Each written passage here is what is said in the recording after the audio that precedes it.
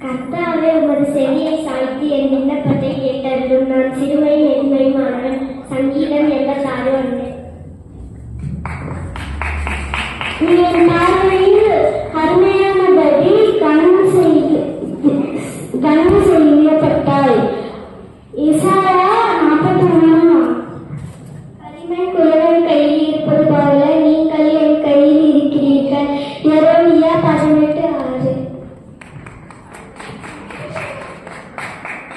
எழும்பி பிரகாசி, உன் வழி வந்தது, கர்த்தருடைய மகிமை உன்மேல் உதித்தது. ஏசாயா 60:1. நான் மோசேயோடு இருப்பேன் இருந்தது போல